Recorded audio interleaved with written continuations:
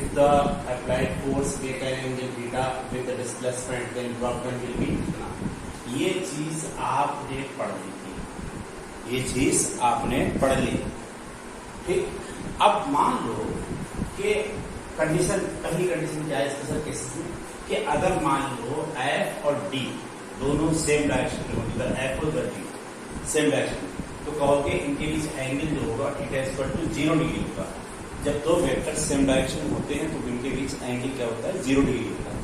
तो if theta equal to 0 degree, ये कब होता है, applied force and displacement are in same direction. अगर सेम डायरेक्शन है तो आप रखोगे W is equal to F S cos 0, cos 0 लिखी थी 1, तो F S into 1 equal to क्या आया, एफ एस। ये मैक्सिमम हो गया। If the applied force in the direction of displacement, then work done will be maximum, लिख सकते हो। अब जैसे हमने बताया था पुली वाला केस, पुली वाला केस में क्या होता है, वो सिर के ऊपर वजन रखता है, तो एक पुली है वो अपने सिर के ऊपर वजन रखते हुए तो उसका वेट कितना लगेगा, नीचे की तरफ लगेगा और उसका जो डी होगा उस तरफ है, इधर चलेगा उधर चलेगा, तो ये एंगल जो हो जाएगा वो 90 डिग्री हो जाएगा। तो इफ थीटा इज 90 डिग्री, ये कब है, force perpendicular to the displacement. ठीक, तो W इक्वल टू क्या हो जाएगा, देन W इक्वल हो जाएगा एफ एस कॉस 90 यानी एफ एस इंटू 0, ये हो जाएगा 0, तो वर्क डन विल बी 0। आप यहां लिख दोगे वर्क डन विल बी 0, मतलब वो पुली ने कोई वर्क नहीं किया है। ठीक है, अब आता है इफ थीटा इक्वल टू 180।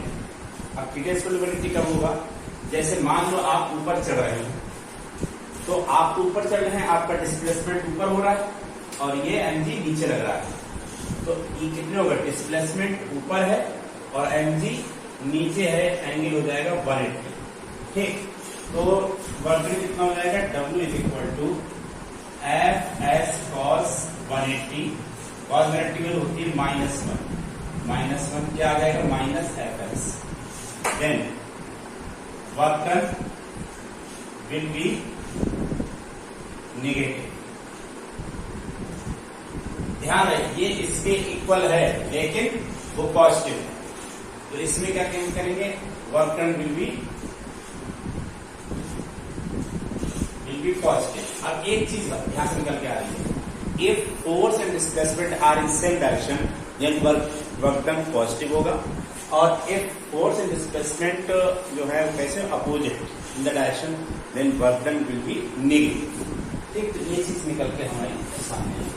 अब इसमें एक चीज और कह सकते हो, जो चीजें हैं ये तो इतना हो गया।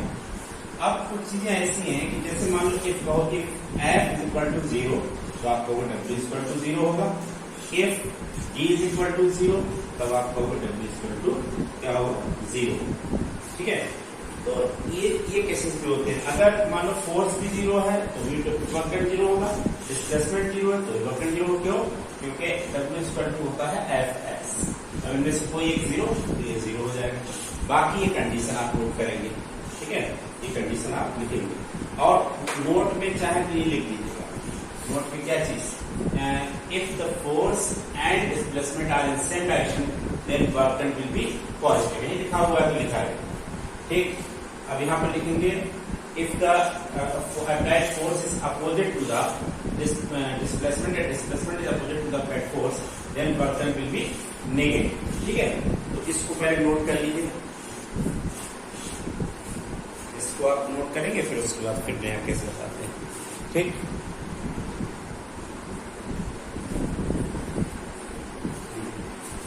अब क्वेश्चन नंबर आपका पहला, a force of 10 Newton is acting on an object. The object is displaced through 5 meter in the direction of force। वो ये कह रहे हैं कि जैसे मान लो ये है, अब ये ऑब्जेक्ट है, ठीक, और इस ऑब्जेक्ट पर कितना फोर्स लगा रहा है, 10 न्यूटन फोर्स लग रहा है, ये लगा दिया, और फिर उसके बाद इसी डायरेक्शन में ये डिस्प्लेस हो रही है यहाँ पे, तो D इज इक्वल टू ये जो है वो 5 मीटर डिस्प्लेस हुई। ठीक, करंट वर्क डन कितना होगा, तो हम जानते हैं कि F इज इक्वल टू कितना दे रखा है, 10 न्यूटन दिया और S इक्वल टू कितना दिया है, 5 मीटर दिया है, तो W equal to F S.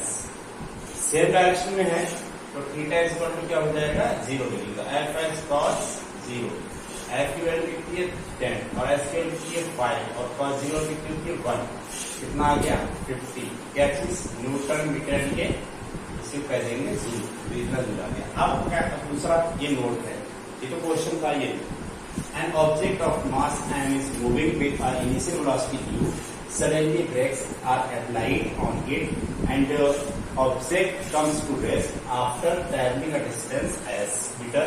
Calculate the work done by the brakes. ये कह रहे हैं, देखो समझो पहले क्या है इनका मतलब क्या है कि जैसे ये क्या चीज है, रोड है और इस पे कोई गाड़ी आ रही है, कोई भी चलती हुई गाड़ी, ठीक, जो आपको अच्छी लगती है वो इस पे आ रही है।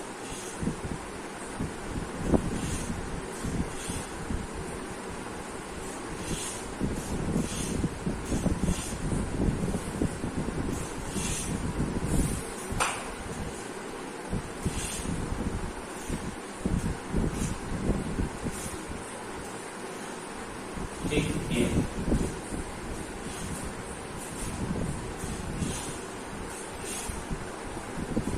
ठीक, अब ये सब चल रही है ऐसे, कितनी वेलोसिटी से, यू वेलोसिटी से चली, चलने के बाद ये आगे बढ़ी और यहां पर जाकर के ये रुक गई, पहिया हवा में ही रहे, ऐसे ऐसे बनी थी, ऐसे ऐसे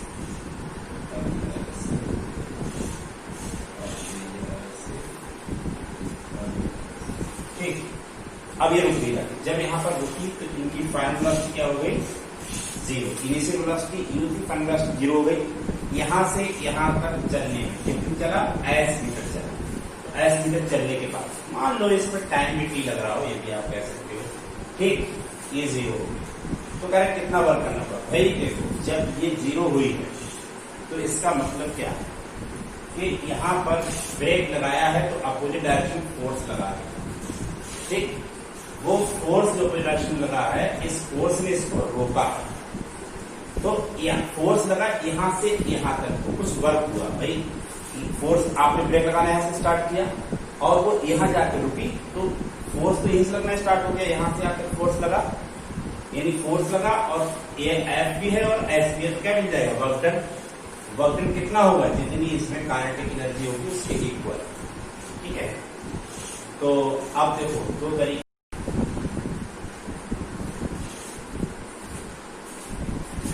तो ये दोनों एक दूसरे के अपोजिट हैं, ठीक, एफ इधर ब्रेक लगाना, ब्रेक एफ पीछे के लगेगा और डी उधर है, तो एक दूसरे का अपोजिट है, जो भी वर्क आएगा वो नेगेटिव में आएगा।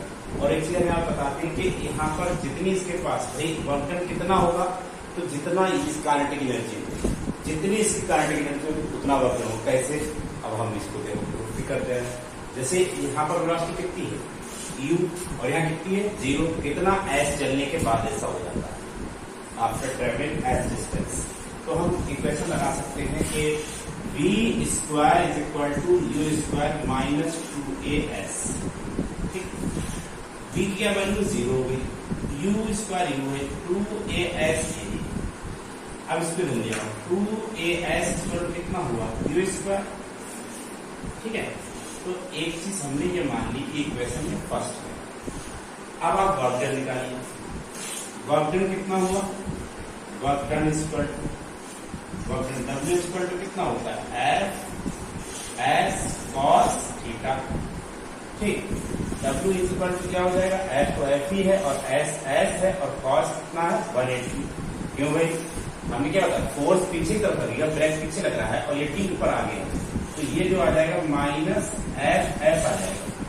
हम जानते हैं कि जो फोर्स होता है, फोर्स इक्वल टू क्या होता है M A, F equal to क्या होता है एम ए, तो ये हो गया एम एस, ठीक। अब यहां पर देखो जैसे एस,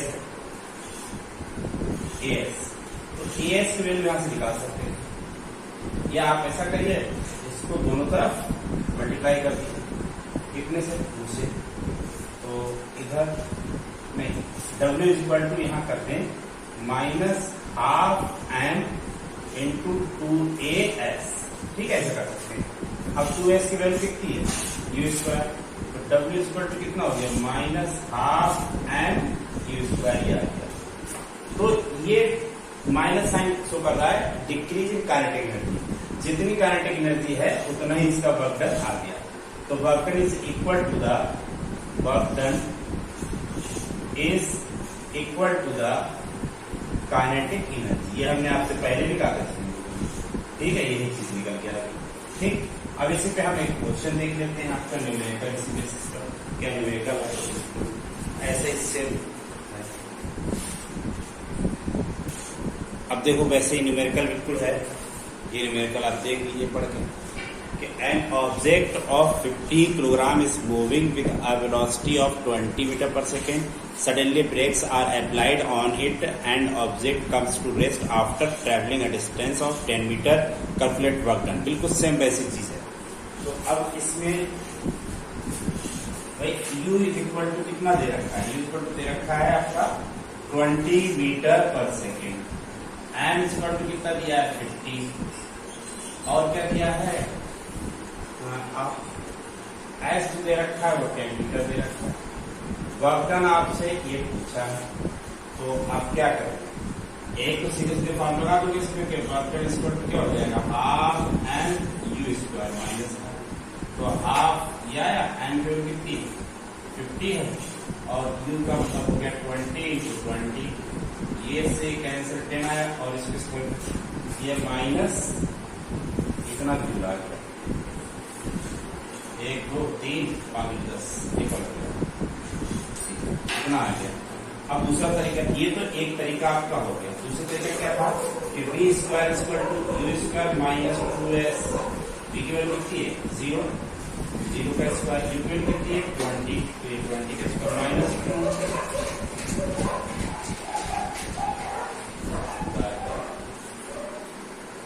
वी स्क्वायर, ये कितना 20 का स्क्वायर माइनस 2as, तो 2as ए पता नहीं, एस कितना है हमारा, एस 10, तो सेकेंड का आएगा, इधर आ जाएगा 20, ए इज इक्वल टू 20 इंटू 20, एक कैंसिल हो गया, तो ए इक्वल टू कितना आ गया, तो आप कहोगे ए इक्वल टू आ गया 20 मीटर पर सेकेंड स्क्वायर। अब एफ इक्वल टू होता है एम ए, तो एम कितना है 50, और ए कितना है 20, कितना है 100, 1000, क्या चीज आया न्यूटन। अब वर्क डन निकाल लोगे, W इक्वल टू कितना होता है F इंटू एस, एफ कितना आया 1000, और ये कितना एस कितना 100, कितना आया, तो ये आ गया 10,000 जूल। ठीक, तो चाहे आप इस मेथड से निकालें, ठीक है, और चाहे इस मेथड से निकालें। अब इसमें माइनस होगा ही, तो ये माइनस होगा, तो आंसर किसमें आएगा होगा, ये भी माइनस में आ जाएगा। ठीक, समझे या नहीं, तो ये मेरा रहा आपका।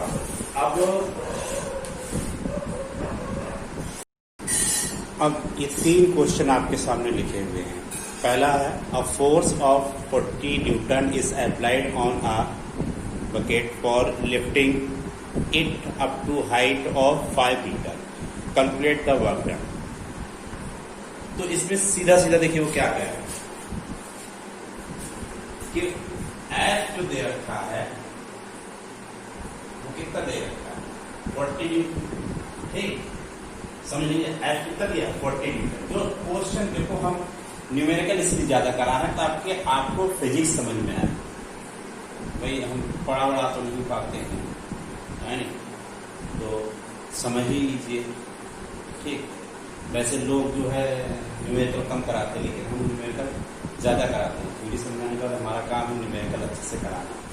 तो F is equal to 40 newton ही दे रखा है। ठीक, अब उसके बाद देखो क्या कह रहे हैं कि lifting it up to height ना, तो हाइट कितना 5 मीटर हाइट को उठाया जा रहा है। कैलकुलेट वर्क डन, डब्ल्यू आपसे पूछा है। देखो फोर्स कितना लगाया जा रहा है, अब ऊपर उठाया जा रहा है तो फोर्स ऊपर लग रहा है। ठीक, इसका एम कितना लगेगा नीचे, उठाया हाइट कितना जा रहा है, एच हाइट ऊपर उठाया जा रहा है। तो ऐसे इसमें क्या करोगे work done square, work done square कितना होगा आप कहोगे force into displacement, force into displacement. Force कितना लग रहा है 14, डिस्प्लेसमेंट कितना है h, कितना इतना कितना आया ये 20, 200 जूल इसका ये पहले का आंसर, ठीक 200। तो समझ लीजिए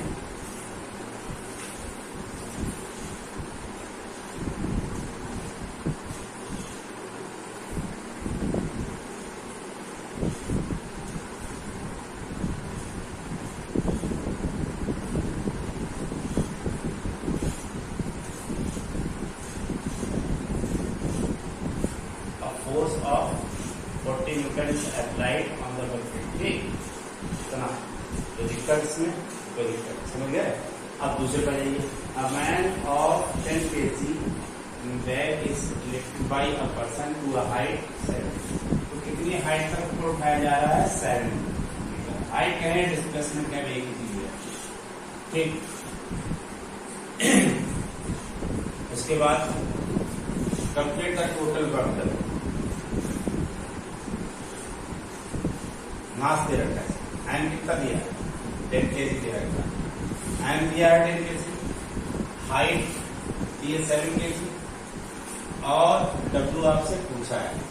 अब इसमें वही चीज होती है, देखो अब इसको ऊपर उठाएंगे तो इसमें फोर्स लगेगा एम जी नीचे की तरफ, ऊपर उठाएंगे तो बैक उठ रहा है, डिस्प्लेसमेंट ऊपर हो रहा है, जो क्या करेंगे डब्ल्यू इज इक्वल टू क्या होता है फोर्स इनटू डिस्प्लेसमेंट, ये होता है।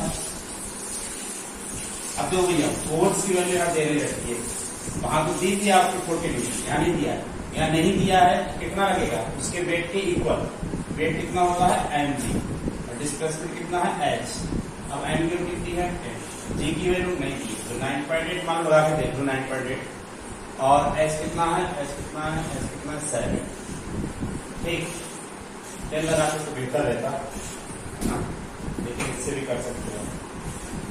कितना आ जाएगा ये लगभग 70 इंटू 9.8, 7, 56, 6, 5, 7, 63, 5, 1 और 3, कितना है 3, समझ लो। इसमें अब कहोगे एलपीएस कैसे क्या भाई फोर्स कितना लगेगा, यहाँ फोर्स क्या दिया है, तो किसी चीज को आप उठाते हैं, किसी चीज को उठाएंगे तो इसके इक्वल, यहाँ तो फोर्स में दे रखा था 40 न्यूटन, तो हमें दिक्कत नहीं है 40 न्यूटन, ये दोनों इक्वल हो गए, तो या तो एमजी रखो, अभी वही बात है, ये रखो वही बात, इसमें वही चीज है, फोर्स और एमजी इक्वल हो गए, तो अब फोर्स नहीं दिया तो एमजी से निकालो इसको, ठीक है। अगर फोर्स नहीं दिया तो एमजी से निकालेंगे, तो एमजी रख दिया हमने, ठीक। यहाँ पर ही वही चीज है कि ये दोनों इक्वल है तो हमने ये लगा दिया था, अब भी ये दोनों इक्वल है तो हमने ये लगा दिया, ठीक। एमजी एच दे रखा लगा दिया, ठीक। अब a man of 100 kg weight climbs 20 steps, तो पहले हम ऊपर वाला नोट कर लिया आपने, ठीक। आप ऊपर का बैठा दें,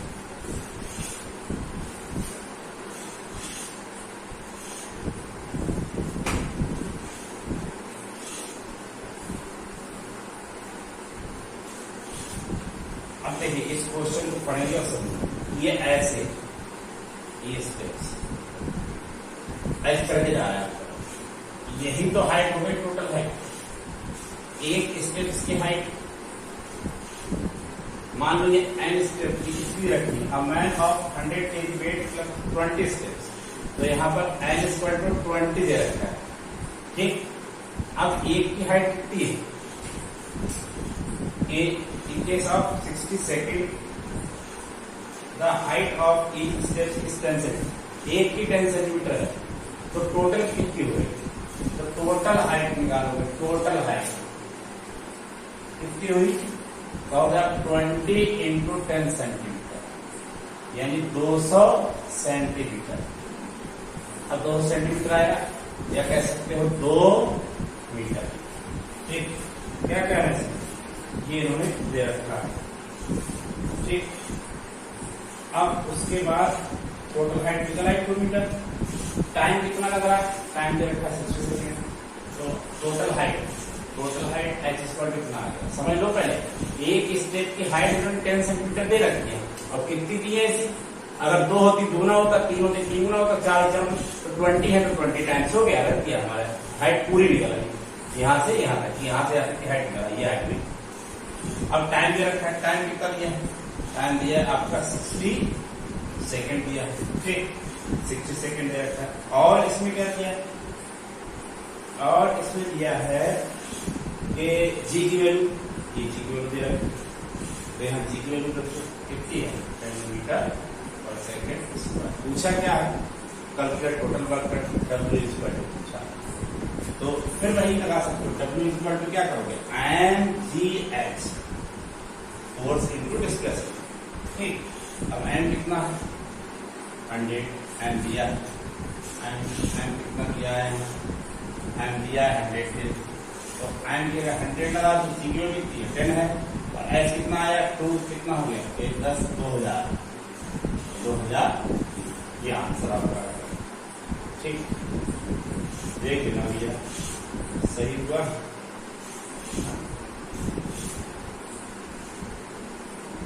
देख लेना वही, देख लेना, ठीक है।